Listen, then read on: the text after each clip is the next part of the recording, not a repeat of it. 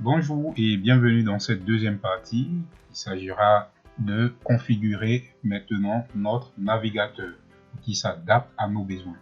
Mais le plus important, c'est la sécurité, comme je vous disais tantôt. Dans cette deuxième partie, configurons donc premièrement la langue, parce que Brave par défaut est en anglais. Donc vous venez, vous cliquez sur les trois traits ici. Ensuite, vous arrivez dans Settings. Et là, revenons rapidement dans la langue avant de faire toute manipulation. Alors, nous allons dans Languages. Ensuite, ici, langage. On vient faire quoi? On va ajouter, donc, voici, on a ici le français. Qu'est-ce que nous faisons? Nous allons donc, voilà, ajouter. Bon, il peut ne pas donc exister. Donc, s'il n'existe pas, par exemple, vous venez dans ici Add Language, avec la chercher ici français. Voilà, donc, les différents français, par exemple, il y a le français canadien, le français suisse. Il y a aussi le français, je pense, belge, mais qui n'est pas ici affiché. Mais bon, on se contentera donc du français de façon générale. Ensuite, une fois installé, il suffira donc d'ajouter selon votre langage. Vous pouvez l'ajouter par exemple comme ça. Ensuite, mettre dédié, sinon je prends celui-là par exemple. On va mettre au top. On va faire ça. Et ensuite, je fais quoi? Je relance. Donc, voilà. Appuyez sur ceci. Parfait. Une fois que nous avons le langage, donc ici aussi dans le langage, par exemple, il y a le correcteur automatique. Donc, vous pouvez l'activer ou pas. Me proposer donc de traduire des pages, c'est à vous de voir, vous voulez le faire ou pas. Voilà, ici c'est fait. Nous allons donc maintenant dans les parties qui nous intéressent beaucoup plus, n'est-ce pas, qu'on a vu ici par exemple, ici tout ce qui est là, c'est à vous de voir.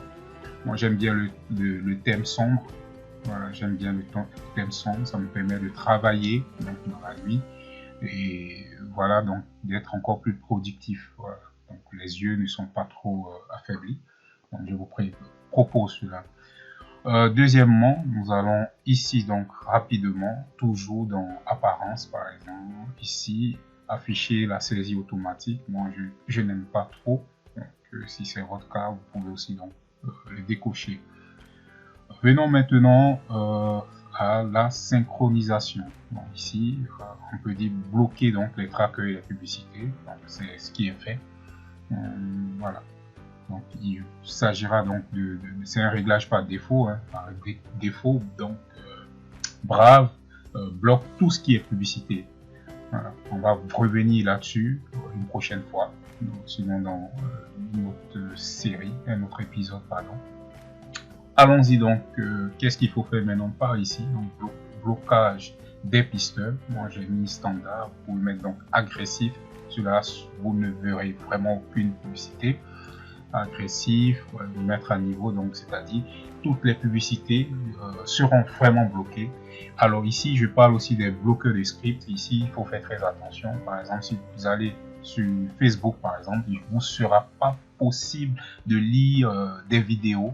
Voilà, mais ce qui est très important parce que derrière ces scripts-là, parfois il y a des vidéos qui peuvent jouer en arrière-plan que vous ne savez pas. Il est important donc de les bloquer. Donc si vous travaillez par exemple en mode commande, sinon il n'est vraiment pas nécessaire. De toute façon, Brave va bloquer vraiment ce genre de publicité. Alors blocage de cookies, donc ici, moi je peux mettre tout, voilà, tout.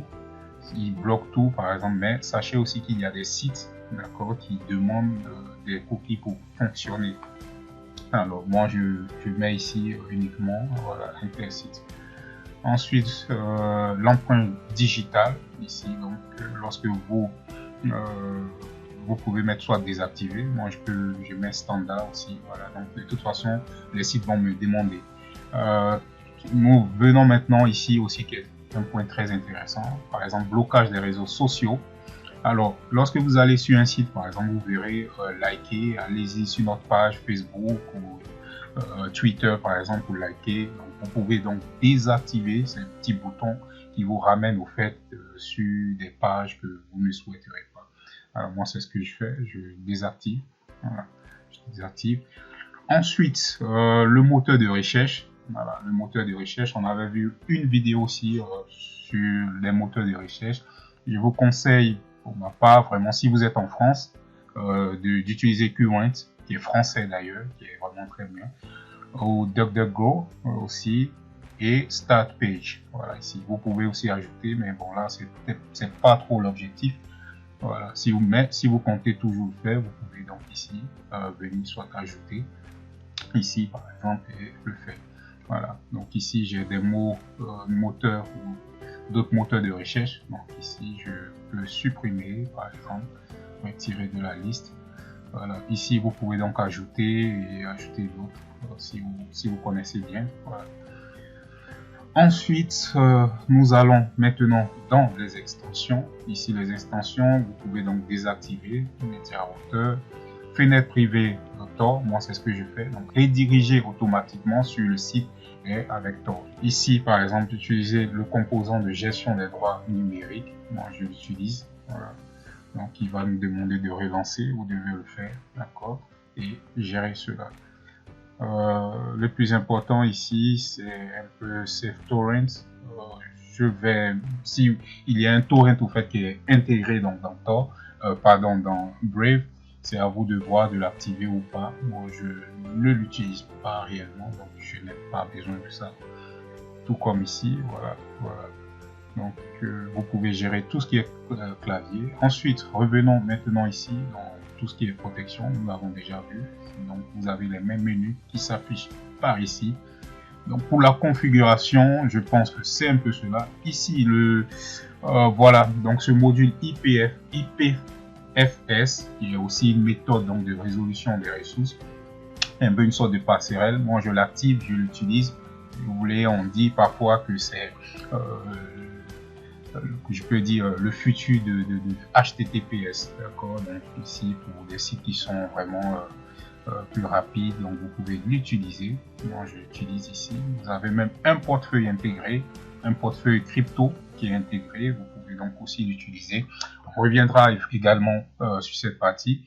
Elle est un peu plus longue et vraiment il y a beaucoup de fonctions. Vous pouvez donc aussi à chaque fois changer, mais c'est les fonctions qui sont les principales fonctions que je vous montre ici.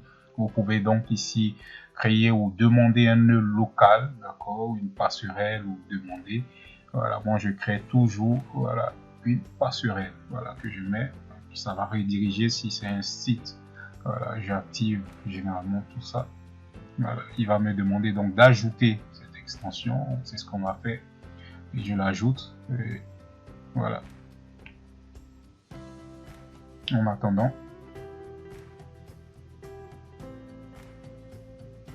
Alors, une fois que c'est fait, on va ajouter. Voilà. Je pense qu'on a ça. Allez, c'est fait. Maintenant ici, contrôle de sécurité. Voilà. On va vérifier maintenant. Non seulement il va vérifier les mises à jour, voir si votre navigateur est toujours sécurisé. Ce qui est intéressant, il faudrait donc l'activer ou vérifier, pardon, à chaque fois. Moi, je vérifie par exemple chaque 2 jours tout au plus. Voilà. Sinon, chaque fois que je me connecte avec le navigateur et je check, comme on le dit, les mises à jour. Voilà, donc il y a ici confidentialité et sécurité. Voilà. Dans la confidentialité et sécurité, nous allons aussi exploiter donc cette partie de navigation sécurisée. D'accord, venons d'abord dans cette partie.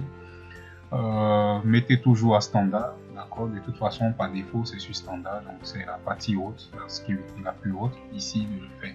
Ensuite, qu'est-ce que vous devez faire encore? Gérer les certificats SSL. Bon, ici ça dépend de vous, hein. Si vous maîtrisez vraiment cela, peut-être qu'on reviendra là-dessus aussi. Nous avons donc abordé ce sujet, par exemple un aspect très intéressant, sinon une fonctionnalité tout navigateur, les fonctionnalités de tout navigateur vraiment intégrées, c'est de effacer donc les données de navigation. Parfois, comme je le disais tantôt, vous allez sur un site, vous allez voyager bientôt, vous allez regarder donc des billets d'avion, et il se trouve que en regardant ces billets, quand vous allez sur un autre site, ces autres sites par exemple vous proposent la même destination. Comment cela est possible? C'est juste vos données de navigation. Qu'est-ce qu'il faut faire dans ce sens? Effacer donc les données de navigation. Alors ici, il faut effacer toutes les données, donc il faut cocher, regardez. Bon, moi ici, il n'y a rien parce que je venais d'effacer, donc voilà.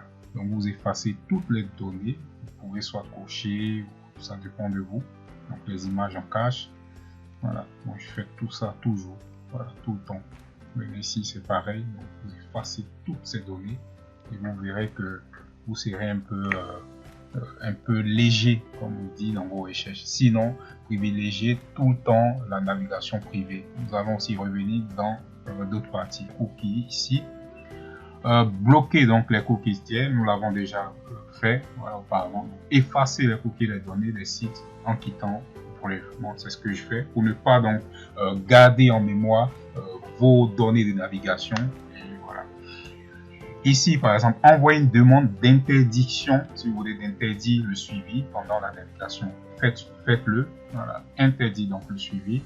Ensuite, recharger les pages, ça va garder encore en mémoire donc des sites que vous avez visités. Alors regardons ici, moi je n'ai pas voilà le cookie. Bloquer ici tous les cookies, c'est comme il dit, c'est pas aussi recommandé, mais ça dépend de votre utilisation. Voilà un peu pour ce qui est je peux dire de la sécurité, de la configuration. C'est de cela qu'il s'agissait. Nous allons donc aborder dans la troisième partie, certainement une partie très intéressante que Brave offre.